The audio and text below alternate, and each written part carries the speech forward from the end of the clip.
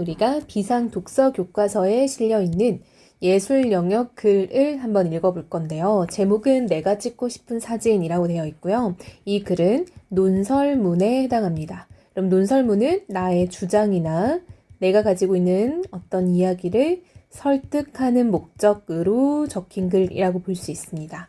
그래서 이 글은 본인이 어떤 주장을 하고 싶은지 우리가 이미 제목에서 조금은 알 수 있겠죠. 일단 제재는요. 본인이 찍고 싶은 사진이 과연 무엇일까? 그래서 사진과 관련된 글이구나 라는 거를 캐치할 수 있고요. 한번 좀 본격적으로 읽으면서 어떤 내용인지 파악을 해보도록 합시다. 자, 여러분 논설문이니까 서론, 본론, 결론으로 글을 3단 구성 잡으면 되겠죠? 자, 그럼 우리가 본격적으로 어떤 이야기인지 한번 읽어볼게요. 어떻게 하면 사진을 잘 찍을 수 있을까? 라고 의문형으로 바로 시작을 하네요. 자, 여러분 이렇게 질문, 의문형으로 제시하는 이유는 독자의 주의를 환기하는 목적이다 라고 늘 말하죠. 카메라의 기능을 숙지하고 조작범을 능숙하게 익히면 사진을 잘 찍을까? 상업사진이나 기술적 완성도가 곧 수준으로 통용되는 전문 영역이면 몰라도 기술을 비법이라 생각하는 것은 큰 착각이다. 한마디로 여러분 이 사람은요. 기술이 곧 비법이다 라고 생각한 것은 착각, 즉 그게 다가 아니다 라는 얘기를 하고 싶은 거겠죠. 기술에만 관심을 갖는 태도는 잘못된 습관으로 이어질 가능성이 높다. 자, 여러분 이게 바로 이 사람의 어떤 주장 중에 하나라고 볼 수 있겠죠. 이 글쓴이는요. 기술에만 관심을 갖는 태도를 지양해야 한다 라고 생각을 하는 거죠. 지양은 안 좋다, 멀리 해야 된다라는 거죠. 사진을 잘 찍기 위해서는 숙련된 기술보다 더 중요한 것이 있다. 기술적 지식의 행간을 메워줄 경험과 바라보아야 할 방향이다. 자, 여러분 이 사람이 중시하는 건 뭐냐면요. 경험과 방향이래요. 근데 여기서 어떤 비유적 표현이 쓰였냐. 기술적 지식의 행간을 메워준다라는 거. 여러분 행간이라는 거는 글의 줄과 줄 사이의 이 간격을 행간이라고 해요. 한마디로 이 행간은 공백, 즉 기술과 기술 사이의 어떤 공백, 부족한 점을 채워줄 수 있는 이 경험, 그리고 우리가 사진을 찍으면서 생각해야 될 어떤 방향, 이런 것들을 고민해야 된다라는 거죠. 다른 사람을 흉내내지 말고 자신만의 이야기를 풀어낼 줄 알아야 된다. 자, 여러분 이게 바로 이 글쓴이가 중시 여기는 태도라는 거 알 수 있겠죠. 자, 지금 이 사람은요, 사진을 잘 찍기 위한 방법에 대해서 이야기를 하고 있어요. 자, 그럼 이제 본격적으로 본론에 들어갈 겁니다. 자, 특별한 업적을 남긴 모든 사람은 평범한 일상의 소중함을 강조했다. 삶을 이루는 대부분의 시간은 반복되는 생활의 조각들로 이루어지지 않던가?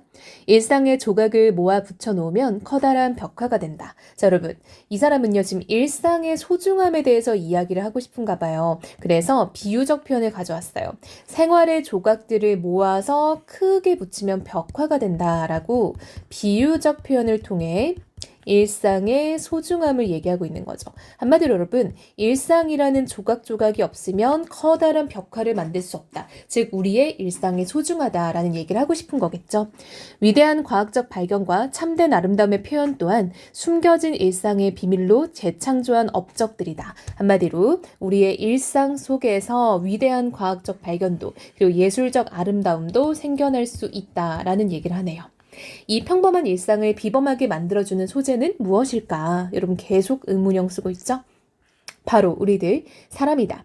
미국의 한 잡지에서 일반인을 대상으로 하여 어떤 사진을 가장 많이 찍는지 조사했다. 자, 여러분 여기서는요. 미국 잡지의 어떤 조사를 지금 가지고 이야기를 시작하고 있어요. 자, 이런 거는 실제 조사 결과를 근거로 내가 말하고자 하는 거에 어떤 뒷받침을 하고자 하는 거겠죠. 즉, 이 실제 조사 결과를 인용함으로써 주장하는 글이잖아요. 즉, 나의 주장의 신뢰도를 높일 수 있겠죠. 나만의 생각이 아니라 미국의 큰 잡지에서도 그렇다니까 라고 얘기할 수 있을 거 아니에요. 그쵸? 답은 사람이었다. 다음 순위로 자연 풍경과 도시, 건물, 꽃 같은 개별적 관심사로 이어졌다. 물론 우리나라도 크게 다를 바 없다. 우리에게 사람보다 더 큰 관심사가 있을 수 있을까? 라는 걸 여러분 물어보는 게 아니라 이거는 그냥 의문형으로 그렇다라는 걸 얘기하는 서리적 표현이죠. 우리가 잘 찍었다고 느끼는 사진도 결국 사람 사는 모습의 진솔함을 담은 사진이다. 이제까지 많은 사진을 찍어보았지만 끝내 질리지 않는 사진은 사람을 담은 작품이다. 갈등이 있지만 화해와 사랑으로 이겨내는 인간의 삶이야말로 사진으로 표현하고 싶은 가장 매력적인 주제이다. 자, 여러분 이 사람은요 그렇게 생각한대요. 갈등이 있지만 화해와 사랑으로 이겨내는 인간의 삶, 이것이 곧 이 사람이 가장 표현하고 싶은 매력적인 주제다라는 거죠. 좋은 사진이 주는 위안과 격려는 바로 인간에게서 비롯된다. 즉 여러분, 좋은 사진이 주는 어떤 위안, 격려 모두 다 인간에서 시작이 된다라는 거예요. 즉 여러분 우리가 사진이 찍히는 것을 피사체라고 하잖아요. 피사체로서 사람이 갖는 가치에 대해서 얘기를 하고 있죠.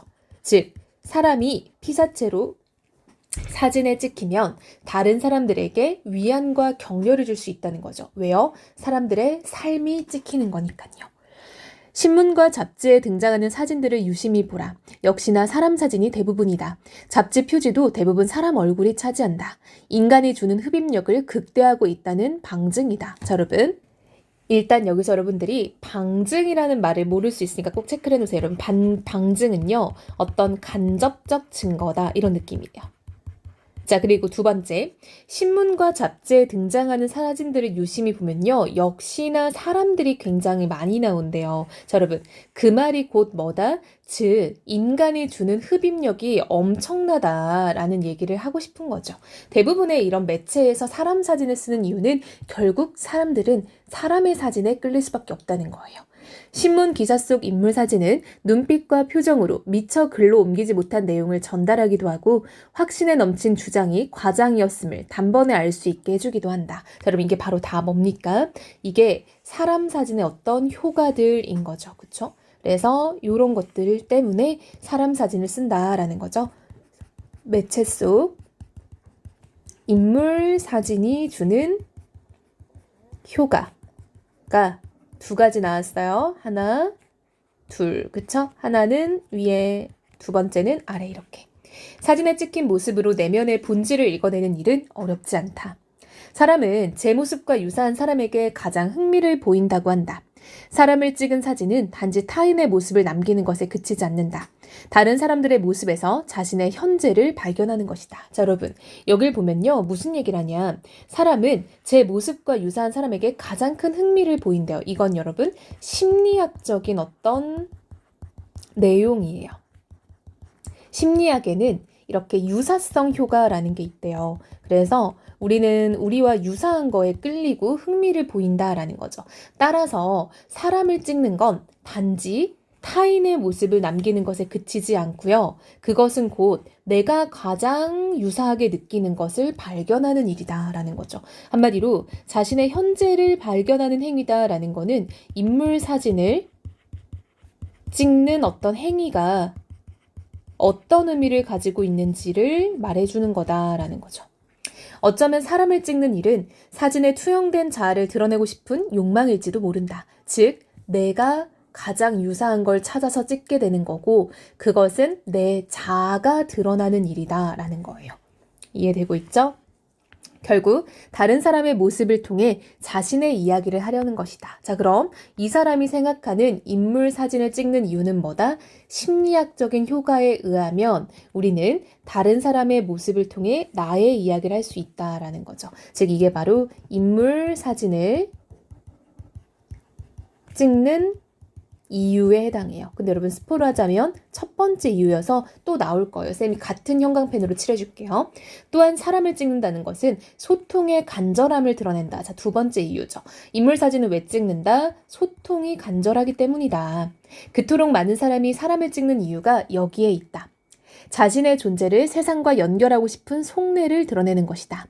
자신이 보고 만났던 사람을 통해 더 많은 이야기를 나누고 싶어 하는 것이다. 자, 여러분 한마디로요. 우리가 인물 사진을 찍는 이유는 이 사진을 찍음으로써 세상과 어떤 연결되고 싶은 거고요. 두 번째는 내가 보고 만났던 사람들을 찍음으로써 다른 사람들, 그리고 곧 세상이겠죠? 세상과 소통하고 싶은 마음이다라는 거예요. 그런 이유로 우리가 인물 사진을 찍는다라는 거예요. 그래서 사람들은 누구나 찍지 못하는 인물 사진, 이야기가 담겨있는 인물 사진, 나만의 방식으로 표현하는 인물 사진을 찍고 싶어 한다. 사람을 찍은 사진은 세월을 초월하는 힘이 있다. 시간이 흐르는 동안 온갖 기억들이 사진에 덧입혀져 사진의 의미는 더 다양해지고 깊어진다. 사진에서 읽어낼 수 있는 내용과 감동이 끊임없이 샘솟기 때문이다. 우리는 자신과 상관없는 다른 사람의 모습을 담은 사진에서 설명하기 어려운 공감대를 형성하기도 한다. 내가 찍은 소년의 모습에서 자신의 어린 시절 모습을 떠올리는 것처럼 말이다. 첫 키스에 떨리는 순간을 담은 연인의 사진, 스포츠 경기에 환호하는 사람들의 사진 등 인간사의 모든 드라마는 나에게도 일어났거나 일어날 개연성이 높다. 따라서 여러분, 우리는 다른 사람의 사진을 보고도 어느 정도 공감대가 형성될 수 있다라는 거예요. 그쵸? 여기 나와 있는 내용이죠. 한마디로 나 역시도 겪어본 일이기 때문이다라는 거죠. 한마디로 우리는 인물 사진을 통해 공감대를 형성하기도 한다. 이 얘기를 하는 거죠. 그 이유는 뭐다? 나도 그런 경험들이 있기 때문에 라는 거죠. 우리는 우리가 살고 있는 어제와 오늘이 크게 다르지 않다고 생각할지 모른다. 하지만 어제 겪었던 일들은 결코 오늘 다시 일어나지 않는다. 지하철 안은 늘 혼잡하지만 타고 있는 사람들은 모두 새로운 사람이 아니던가? 라고 해서 여러분 또 의문형으로 본인이 말하고자 하는 바를 강하게 전달하고 있죠. 한마디로 여러분, 일상이라는 것은 늘 똑같이 흘러간다라고 생각하지만 매일매일이 조금씩 다르다라는 얘기를 하고 있는 거죠. 그렇기에 바로 지금 버려지는 삶의 순간을 프레임 속에 고정한 사진의 강렬함은 인상적이다. 사진은 순간을 잘라낸 과거의 시간과 행동을 현재로 되돌려 놓는다. 이미 지나간 시간의 비밀을 다시 확인하는 놀라움은 크다. 미처 보지 못한 많은 것들이 사진 속에 여전히 선명하게 남아있기 때문이다. 자, 여러분. 그래서 우리는요, 이렇게 매일매일 조금씩 다른 모든 순간들을 흘려보낼 수도 있지만 그것을 사진으로 남겨놓음으로써 그 사진 속에서 과거에 내가 놓쳤던 것을 현재에 볼 수 있다라는 거예요. 한마디로 이 부분은요, 사진에 찍힌 과거의 시간을 사진을 보는 현재에 불러올 수 있다라는 거죠. 볼 수 있다. 이렇게 볼게요. 우리가 놓치고 지나갔던 많은 것들이 그 곳에 비밀처럼 숨어져 있기 때문이다. 이토록 매력적인 소재인 인물을 사진가들이 놓칠 리 없다. 그래서 이를 아는 사진가들은 무엇보다 먼저 사람의 초점을 맞춘다. 겁내지 말고 사람을 찍어라. 사람이라는 소재는 마르는 법이 없다. 그러니 사람들을 향해 카메라를 들어라. 그리고 사람에 대해 애정을 가지고 사진을 찍어라. 그러면 사진 속의 삶을 이어가는 수많은 인물은 끝없는 감동을 만들어갈 것이다. 그 일은 결국 자신이 살아있음을 확인하는 일이기도 하다. 자, 여러분, 그래서 우리는 그럼 사람 사진을 어떻게 찍어야 될까라고 고민할 수 있잖아요. 그럼 이 사람은요, 일단 겁내지 말고 사람을 찍으래요. 그리고 두 번째, 사람에게 애정을 가지고 사람을 찍으면 된대요. 이게 바로 이 사람이 말하는 인물 사진을 찍는 방법이에요. 그러면 우리는 두 가지를 깨닫게 될 건데요. 첫 번째는 이 사진 속에서 찍혀 있는 이 인물들이 삶을 이어나가는 그런 모든 순간에 끝없는 감동을 우리에게 느끼게 해줄 거고요. 그리고 그것은 곧 내가 살아있음을 확인하게 되는 일이기도 하대요.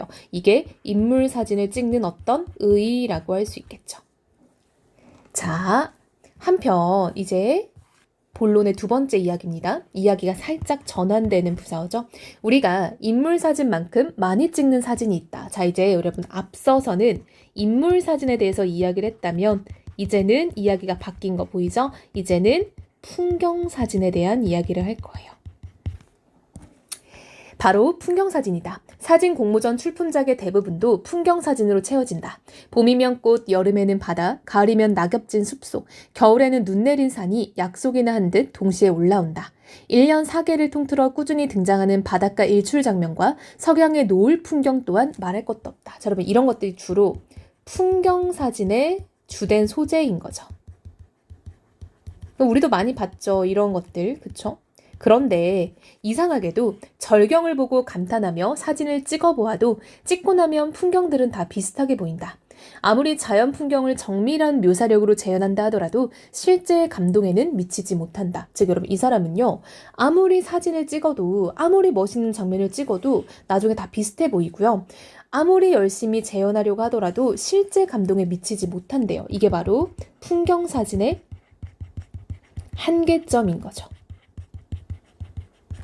애초에 눈앞에 펼쳐지는 입체적 공간의 느낌을 2차원 평면인 사진으로 표현한다는 것 자체가 불가능하기 때문이다. 한마디로 우리가 보고 있는 것은 3차원의 현실인데요. 그것을 2차원 평면인 사진으로 표현하는 것 자체가 어떻게 보면은 이미 한계를 가지고 있는 거다라는 거죠. 어차피 실제 입체적인 느낌을 살려낼 수 없다면 풍경 사진을 찍을 때 염두에 둬야 될 건 무엇일까? 자, 여러분 또 의문형으로 본인이 말하고자 하는 바를 제시하고 있죠. 바로 풍경을 보는 자신의 인식과 프레임이다. 이게 중요하다는 거예요. 나의 인식과 프레임을 투영해보자 라는 거죠. 다시 말해 재진술입니다. 풍경의 재현이 아니라 해석인 것이다. 그쵸 여러분? 어차피 재현에는 한계가 따른다라는 얘기를 했잖아요. 그러니까 재현에 집착하지 말고 해석을 덧붙여보자라는 거죠. 방법은 분명해졌다. 풍경 사진은 더 많이 생각하고 자신의 해석을 더할 때 비로소 의미 있는 사진이 된다라고 해서 의미 있는 풍경 사진을 찍기 위한 노력이라고 할 수 있겠죠. 그래서 우리는 많이 생각하고 많이 해석을 해보면 좋은 풍경 사진을 얻을 수 있다는 거예요. 오른쪽의 사진은 한 누리집 사진 공모전에 출품된 사진이다. 이 사진을 보고 나는 도시와 그 속에 살고 있는 우리네 사람들에 대해 많은 생각을 하게 되었다. 도시의 모습은 하루가 다르게 변해간다. 익숙했던 풍경이 어느새 낯설게 변해버려 당혹스러움을 느끼는 순간이 한두 번이 아니다. 혹은 서로 다른 동네였는데 똑같은 모양의 건물이 들어서 같은 동네로 착각하기도 한다. 내가 있는 곳이 어디인지 분간되지 않는 획일화된 건물 사이를 걷다 보면 나도 모르게 울컥할 때가 있다. 자, 여러분 이거는요. 이 사람이 글쓴이가 풍경 사진을 보고 느낀 점을 지금 이야기하고 있는 거죠. 자, 여러분 여기까지는 모두 다 어떤 풍경 사진을 본 글쓴이의 생각이에요. 즉, 이 사람은 달라지는 도시 속에서 뭔가 아쉬움을 느낀다라는 거죠. 그래서 이 사진을 보고도 비슷한 느낌을 느꼈나 봐요. 사진 속 골목은 비교적 옛 모습을 간직하고 있다. 그 골목에 한방눈이 내린다. 주먹만한 크기의 눈발이 날리는 골목은 왠지 익숙하면서도 한편으로는 초현실적으로 느껴진다. 사면이 막힌 골목 저편에는 붉은 벽돌 건물이 성체처럼 굳건하게 버티고 있어 어쩐지 현실에 존재하지 않는 공간처럼 보이기 때문이다. 자, 여러분 지금 이 사람은요 나름 사진에 대해서 지금 설명을 하고 있어요. 그쵸? 지금 사진 속 풍경을 나름대로 묘사하고 있죠. 자, 그런데 이 골목에는 한방눈이 내리고 있고요. 익숙하다라는 느낌이 들면서도요. 한편으로는 신기하게도 초현실적으로 느껴지기도 한대요. 왜 그러나 봤더니 이 붉은 벽돌 건물이 성체처럼 굳건하게 버티고 있다 보니까 왠지 세상에 존재하지 않는 느낌이 들었던 것 때문이래요. 그만큼 사진의 분위기가 독특하고 눈 내리는 순간이 실제감 있게 표현되었다. 그래서 여러분 이 사람이 지금 느끼고 있는 생각을 얘기를 계속 해주고 있는 거죠. 관념의 사진이 아닌 구체적 실체의 사진이라 할 만하다. 누군가 찍었던 방식을 따라한 식상함이 전혀 없다. 자, 여러분 지금 이 사람은 뭘 느끼고 있냐면요. 이 사진에서 왠지 익숙한데 뭔가 초현실적인 느낌을 느끼고 있고요. 그리고 사진의 분위기는 독특하고 뭔가 실제감이 있게 표현되었다라고 느끼고 있고요. 구체적 실체의 사진 같다고 느끼고 어떤 사람의 방식을 따라한 거라는 느낌은 전혀 안 든대요. 이런 것들이 바로 이 사람이 지금 사진을 보고 느끼는 감상이라고 할 수 있겠죠. 자, 지금 감상이 4가지가 등장하고 있어요. 그쵸? 요렇게. 자, 바로 이 사진입니다. 예쁘죠? 자, 이 사진을 보고 아름답고 낭만적인 공예라 느끼는 사람이 있고 오히려 고단한 삶의 현장을 찾은 듯한 인상을 받은 사람들도 있을 것이다. 아주 다양하게 해석할 수 있겠죠. 중요한 것은 사람이 한 명도 등장하지 않은 이 사진에서 사람의 흔적과 채취가 물씬 느껴진다는 것이다. 여러분 이 사람은요. 사람이 한 명도 없지만 오히려 이곳에서 사람의 흔적을 많이 느꼈대요. 이것도 감상 5번이라고 할 수 있겠죠. 사진을 찍는 이의 마음을 오롯이 담게 마련이다. 만나보지 않았어도 이 사진을 찍은 사람은 분명 일상을 소중하게 여기는 사람일 것이다. 이렇듯 모든 것은 대상이 아니라 찍는 사람에 따라 결정된다. 사람들은 사진을 찍을 때 사물의 외피는 옮기는 것일 뿐 아니라 내면의 본질까지 담아내기를 소망한다. 그러려면 원하는 느낌과 분위기가 담길 때까지 미세한 흐름을 놓치지 말아야 한다. 자, 여러분 이 사람은요. 내가 원하는 느낌을 담으려면은 그 미세한 흐름까지도 잘 따라가야 된다라고 느끼는 거죠. 그래야 사물의 내면의 본질을 사진에 담을 수 있다라는 거죠. 이때 찍는 사람의 모든 역량이 동원된다. 카메라의 선택, 대상의 존재감을 표현해주는 렌즈의 화각, 물리적 거리와 각도, 사건의 분위기를 결정하는 빛의 상태, 찍는 이의 감정 상태 등이 바탕이 되고 여기에 중요한 하나를 더해야 한다. 자신이 곧 사진이 되는 일체감이다. 자, 여러분 보면요. 카메라를 선택하고 대상의 존재감을 표현해주는 렌즈와 화각을 선택하고 물리적 거리와 각도를 선택하고 사진의 분위기를 결정하는 빛의 상태를 생각하고 찍는 이의 감정 상태가 바탕이 되고 이런 것들, 그쵸? 여러분 이런 것들은 다 사진을 찍는 외적 조건이에요. 외적 조건. 즉 찍는 사람의 역량과 관련이 돼 있는 겁니다. 자, 근데 그에 못지않게 중요한 건 또 뭐다? 자신이 곧 사진이 되는 일체감. 바로 이게 내적 조건으로서 중요하다라고 이 사람은 강조하는 거죠. 자, 그럼 마지막 결론입니다. 우리는 늘 사람을 만나고 풍경을 접한다. 그쵸, 여러분? 우리가 지금 앞에서 사람이 주된 피사체이고 두 번째로 풍경이 주된 피사체이다 해서 크게 두 가지 얘기를 했잖아요. 사람과 풍경은 우리의 일상을 평범하게 펼쳐내어 보이지만 그것만이 다가 아니다. 두고두고 멋진 장면으로 기억될 순간들이 우리를 둘러싼 사람과 풍경 속에서 반짝거리며 숨어있다. 카메라를 들고 밖으로 나가보자. 카메라가 없다면 스마트폰도 좋다. 세월이 흐르면 보물이 될 사진, 스스로 발견해낸 소중한 가치가 담긴 사진을 찍어보자. 자, 여러분, 글쓴이가 가치 있다고 여기는 건 뭐예요? 세월이 흐르면 보물이 되고 스스로 발견한 소중한 가치가 담겨있는 사진. 이게 바로 글쓴이가 가치 있다고 느끼는 사진들인 거죠. 글쓴이가 가치 있게 여기는 사진은 바로 이러한 것들이다 라고 이야기를 했습니다. 자, 여러분, 일단은 논설문이니까 이 사람이 주장하는 바 어떤 이야기를 하고 있는지를 알아보는 게 매우 중요하고요. 자, 이 글의 성격 좀만 정리하고 마무리합시다. 자, 분석적이고, 그쵸? 사진에 대해서 어떤 분석적 시각이 두드러지죠. 그리고 다양한 예를 통해서 이야기를 하고 있으니까 예시적이다라는 거죠. 자, 여러분, 이 글을 통해 말하고자 하는 건 뭐예요?